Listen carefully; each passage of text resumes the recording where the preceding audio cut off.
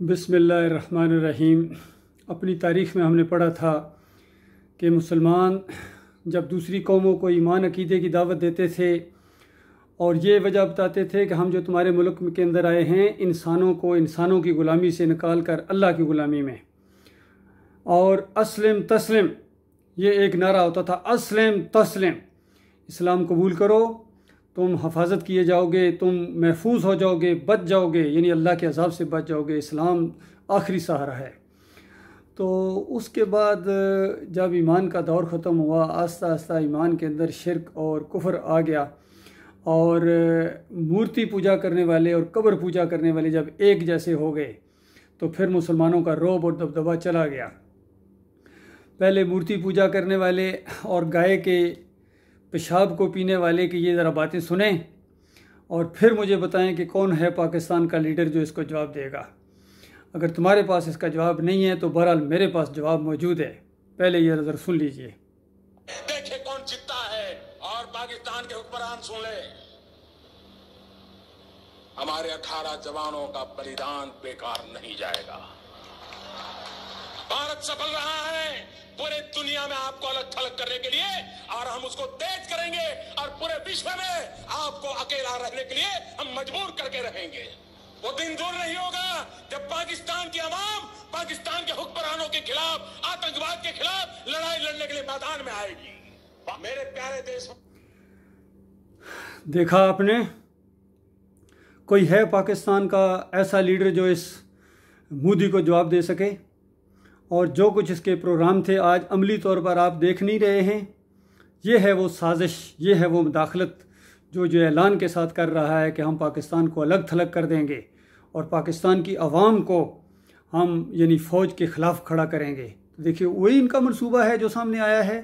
आज social media देखो और आम पब्लिक के अंदर में जब मैं देखता हूँ, मैं बातचीत करता हूँ लोगों से और मुझे बहुत तकलीफ़ होती है क्योंकि मैं ख़ुद आर्मी अफसर हूँ।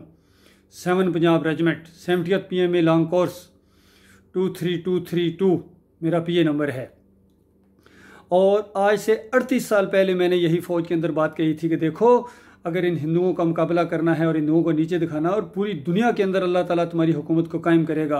अल्लाह तो वादा कर ही चुका है पहले, और कुरान के अंदर भी ये वादा मौजूद है, नबी अलैहिस्सलाम की हदीस के अंदर भी ये वादा मौजूद है कि ये दीन पूरी ज़मीन के ऊपर गलबा पकड़ेगा। कौन सा दीन? अल्लाह की तौहीद का दीन, जो अल्लाह को पुकारें, अल्लाह के सामने झुकें और अल्लाह के अलावा ना किसी से डरें, ना किसी से दबें और ना किसी के सामने सजदे करें, ना किसी से भीख मांगें। तो जब ऐसे मुसलमानों के साथ अल्लाह ताला का वायदा था, मेरे प्यारे भाइयों देखो बात कितनी साबित हो गई है।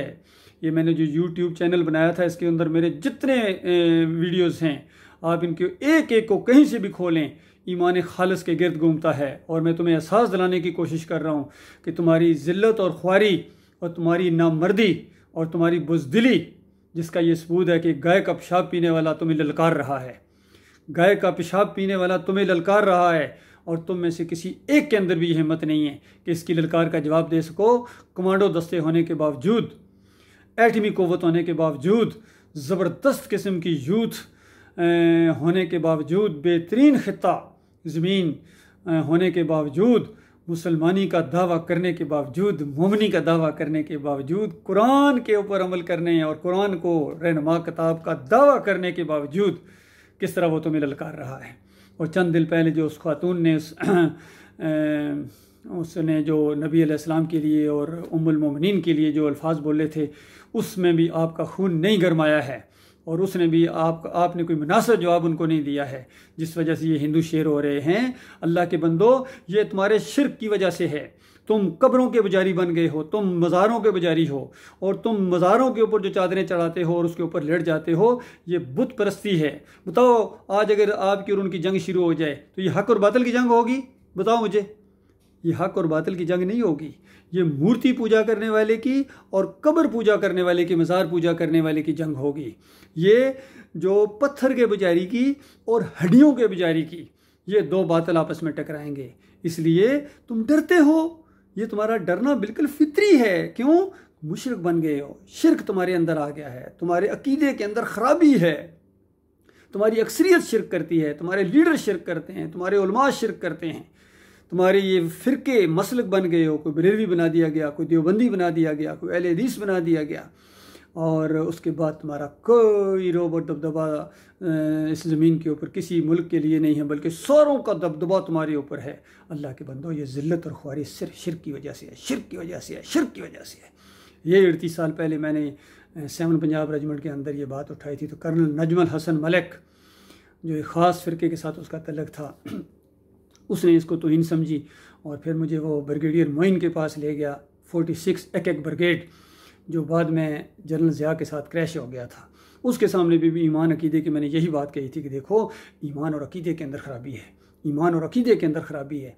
सुबह पीटी परेड के अंदर दम दम अली अली और नारा हैदरी जब लगाते हो तो कुरान के पहले सफ़े का इनकार हो जाता है, मोहम्मद रसूलुल्लाह का इनकार हो जाता है, ला इलाहा इल्लल्लाह मोहम्मद रसूलुल्लाह का इनकार है, मजाक है। इस वजह से तुम्हें ज़िल्लत और ख्वारी तुम्हारे ये है। और अगर तुम ईमान खालिस कर लो, तौहीद की दावत को अपना लो, तो अल्लाह ताला तुम्हें हर मैदान के अंदर तुम्हारी सरबुलंदी होगी।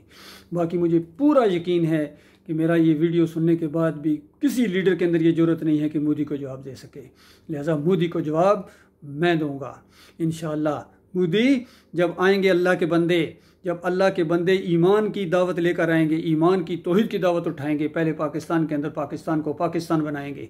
जिस तरह तुम्हारी मूर्ति पूजा है, ये यहाँ से पहले कब्र परस्ती ख़त्म होगी, कोई मज़ार नहीं देखा जाएगा, सबको ग्राउंड किया जाएगा, हर तरफ अल्लाह ही अल्लाह होगी, अल्लाह की तौहीद का दौर दौरा होगा।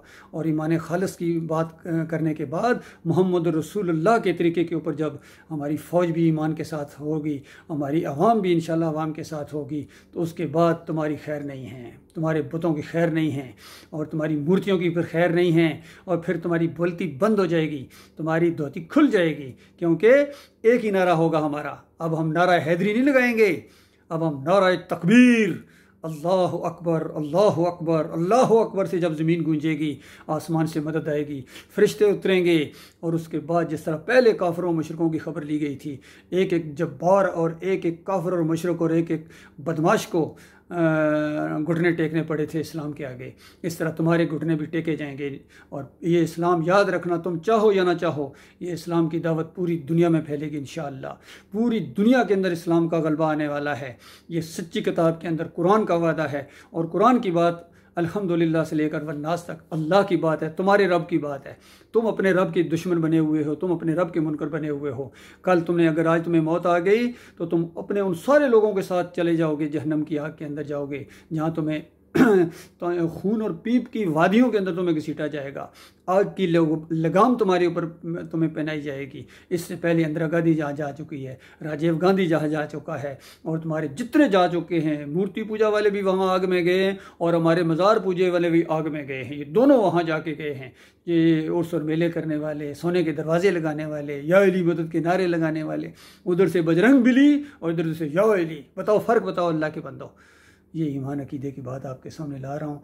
जो भी इस ईमान अकीदे की बात को मानेगा, वो अल्लाह ताला का फरमाबरदार बनेगा, मोमन बनेगा, चाहे हिंदू माने, चाहे सिख माने, चाहे यहूदी माने, चाहे ईसाई माने, चाहे हमारे जो हैं बिगड़े हुए मुसलमान, ये इस ईमान अकीदे की बात को बिल्कुल मान जाएँ। क्योंकि अल्लाह ताला कहता है, या अय्युहल्लज़ीना आमनू बिल्लाह, ऐ ईमान का दावा करने वालों, ईमान लाओ। तुम पहले खुद मुसलमान बनो, पहले खुद इस तौहीद की दावत के इनकारी ना बनो, इसके मुखालिफ ना बनना। देखना, अगर तुम नहीं मानते हो तो ना मानो, तुम इसे अल्लाह निपट लेगा। लेकिन ईमान और तौहीद की दावत देने वाले की तरफ ज़रा मैली आंख से ना देखना, तुम्हें अल्लाह पीस के रख देगा। इससे पहले भी अल्लाह ताला ने बड़े बड़े काफिरों और बड़े बड़े मुनकरीन को अल्लाह ताला ने पीस के रख दिया है, जिसने इस तौहीद की दावत को रोकने के लिए प्रोपेगेंडे किए हैं। अल्लाह ताला गौर व फिक्र करने की तौफीक अता फरमाए। इस मोदी की ये बात सुन के मेरा खून खौल उठा है। यकीन कीजिए, काश मेरे पास वो ताकत होती, और इंशाअल्लाह ताकत देगा अल्लाह ताला। जब ताकत मेरे हाथ में आएगी, उस वक्त देखें हिंदुओं का भी सही तरीके से इनका इलाज किया जाएगा, सिखों का, यानी इनको ईमान की दावत पहले दी जाएगी। ईमान की दावत दी जाएगी, मानते हो तुम हमारे भाई हो, हम तुम्हारे भाई हैं, एक अल्लाह के। ऊपर वाला कहते रहते, ऊपर वाले को मानते नहीं हो। याद रखिए, ऊपर वाले का मानने वाला सिर्फ वो है जो ज़मीन में ना मूर्ति को पूजता है, ना किसी तस्वीर को पूजता है, ना दरख्त को पूजता है, ना कब्र को, ना मज़ार को, ना जिंदा पीर को, ना मुर्दा पीर को।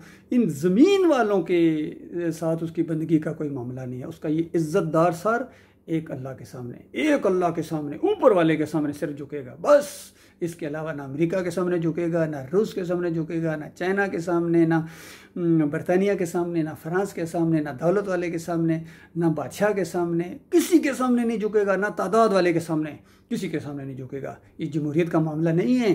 अल्लाह का दीन इस्लाम जमहूरियत के ज़रिए नहीं आएगा, वोटों के ज़रिए नहीं है, ये दावत के ज़रिए आएगा। ये दावत जिस तरह मक्का के अंदर दावत दी गई थी और फिर वो उसके बाद जाके 13 साल मारें खाना पड़ी, फिर मदीने में जाके वो रियासत कायम हुई थी।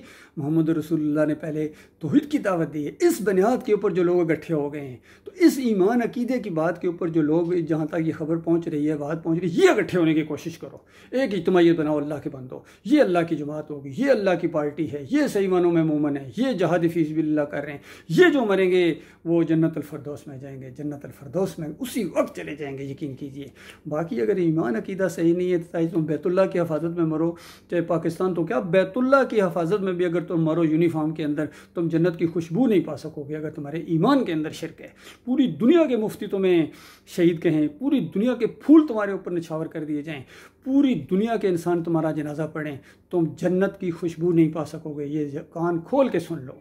और जो भी ईमान को खालिस करेगा, चाहे इंडिया का रहने वाला है, चाहे बांग्लादेश का रहने वाला है, चाहे मक्के का है, चाहे मदीने का है, चाहे अमेरिका का है, चाहे फ्रांस का है, चाहे बरतानिया का, जहाँ का भी रहने वाला है, इस किताब को मान लेगा, आखिरी नबी मोहम्मद सल्लल्लाहु अलैहि वसल्लम को मान लेगा, वो जहन्नम की आग से बच जाएगा। इसके अलावा कोई बचने वाला नहीं है, कोई बचने वाला नहीं है। ये रब्बुल आलमीन का आखिरी फैसला है।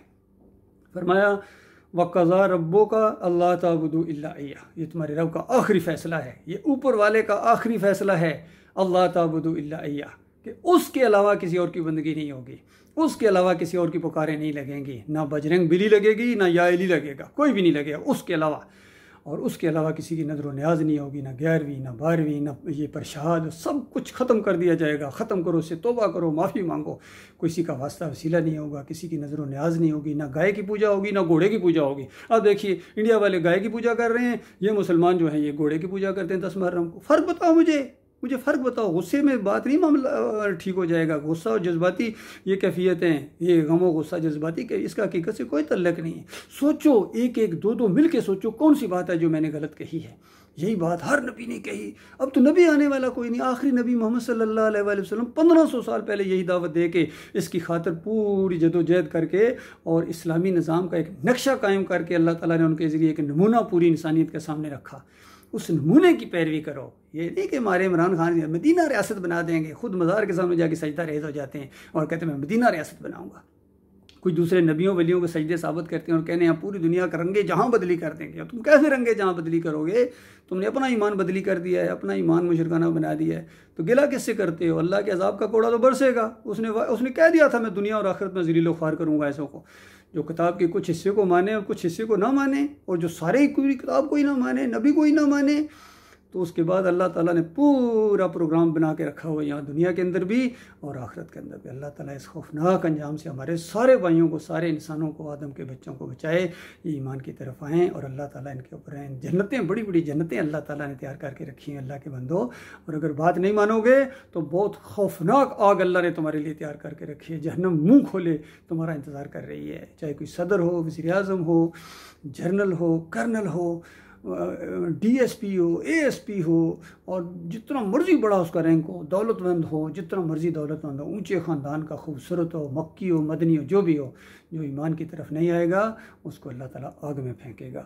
और जो तौबा इस्तिग़फ़ार करके अपने मालिक और खालिक की रहमत की तरफ आ जाएगा, मालिक अपनी रहमत से उसके सारे गुनाहों को नेकियों में बदली कर देगा। यकीन कीजिए। वक़ान अल्लाह गफ़ूर रहीम, मालिक फरमाता मैं ये करूँगा क्योंकि मैं गफ़ूर रहीम हूँ। इतना रहम करने वाला, माओ से ज़्यादा प्यार करने वाला मालिक है।